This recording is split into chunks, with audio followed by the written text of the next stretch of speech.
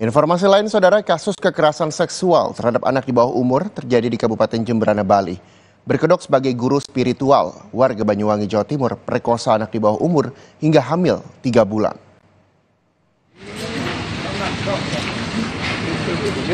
Seorang perempuan berusia 24 tahun berinisial KAS dan seorang pria berinisial HRY berusia 51 tahun hanya tertunduk saat ditangkap personel Polres Jemberana.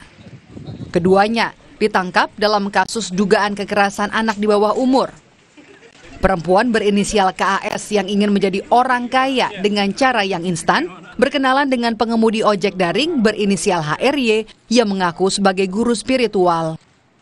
HRY mengaku bisa membuat orang kaya dengan ritual tertentu lewat perempuan yang belum pernah berhubungan intim. Tersangka KAS kemudian mengiyakan dan mulai mencari gadis di bawah umur.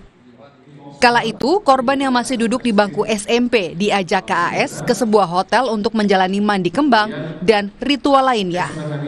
Namun, lantaran diancam akan disantet oleh kedua tersangka dan diancam korban akan hamil tanpa berhubungan jika ritual tidak diselesaikan, korban akhirnya pasrah dan diperkosa sebanyak 5 kali hingga hamil 3 bulan. Tersangka mengaku sebagai orang spiritual. Jadi tersangkanya ada 2. Tersangka kedua ini yang mengaku sebagai orang pinter lah ya, orang pinter, orang yang memiliki orang spiritual yang bisa membuka aura dan membuat menjadi kaya. Sebelah kiri saya ini berjenis kelamin perempuan.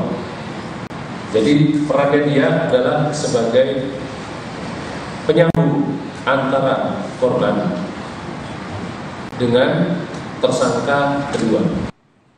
Polres Jemberana telah menyita barang bukti berupa ponsel kedua tersangka, pakaian korban, berbagai jimat milik tersangka HRY, serta hasil visum korban. Kedua tersangka kini ditahan di Polres Jemberana dan dijerat dengan pasal berlapis tentang tindak pidana kekerasan seksual dan Undang-Undang tentang Perlindungan Anak dengan ancaman pidana penjara paling lama 10 tahun untuk KAS dan ancaman pidana 12 tahun penjara untuk HRY. Igri Ardika, Kompas TV, Jemberana, Bali.